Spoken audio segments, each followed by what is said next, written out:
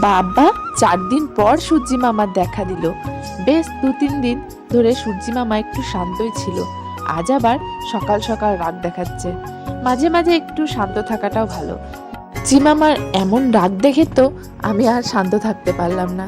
তাই এই যে 1 বালতি কাচাচ্ছিল, সেগুলো কেচে ওই যে এখন রোদে দিয়ে দিচ্ছি।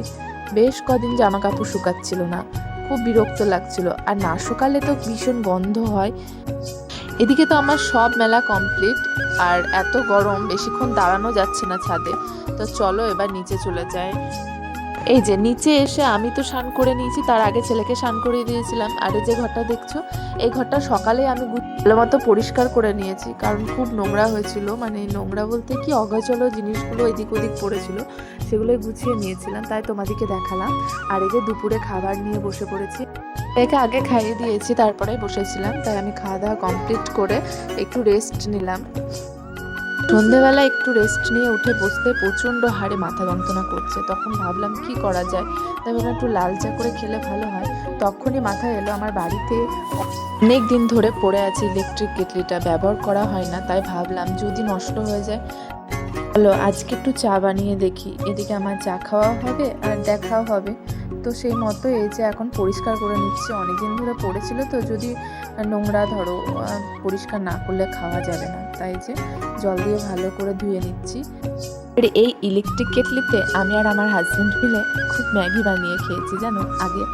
আর অনেক দিন হলো কেটলিটা আর ব্যবহার করা হয় না। তাও আমি একটা প্যাকেটের মধ্যে পরিষ্কার করে ভরে রেখেছিলাম, তাও না ধুলে হয় বলো। তাই একটু ভালো মতো ধুয়ে নিয়ে চলে এসেছি। এই যে এখন বানাবো চা।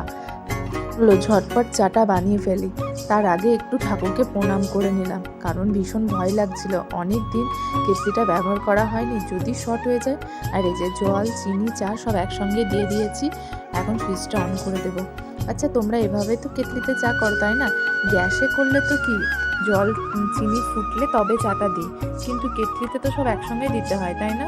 আমি ঠিক জানি না, তোমরা যদি কেউ জেনে থাকো একটু অবশ্যই কমেন্টে জানিও তো, যে গ্যাসের মতো করেও কি চা করা যায় নাকি। আমি তো ভয়ে হাত দিই না। তো যাই হোক, এদিকে আমার চাটা হতে থাক। আর আমি এদিকে চলো বাবা মুড়ি, তারপরে গন্ধ পাতার বড়া নিয়ে এসছে, চলো ওগুলোকে মাখিয়ে ফেলি। তারপরে একটু চা দিয়ে খেতে বেশ ভালোই লাগবে। সন্ধ্যে টিফিনটা প্রায় জমেই যাবে। তো যাই হোক, এই যে মুড়ি মাখাতে বসে পড়েছি। আর মুড়ি, চানাচুর, আর এদিকে গন্ধ পাতা বড়াটা আমাদের এখানে বিক্রি হয় ডাল বাটার সঙ্গে, বেশ ভালো লাগে। বাবা সেটাই নিয়ে এসেছে।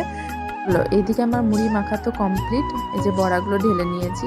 আর এদিকে দেখছি চাটা অনেকটা হয়ে এসেছে, আওয়াজ দিচ্ছে, বেশ ভালোই আছে কেটলিটা। আমি তো ভেবেছিলাম পুরো নষ্ট হয়ে গেছে, তারপর দেখছি যে না, ভালোই আছে। যে অফ করে দিলাম। এবার চলো চাটা ঢেলে নিই, তারপরে মুড়ি আর চাটা একসঙ্গে নিয়ে যাবো।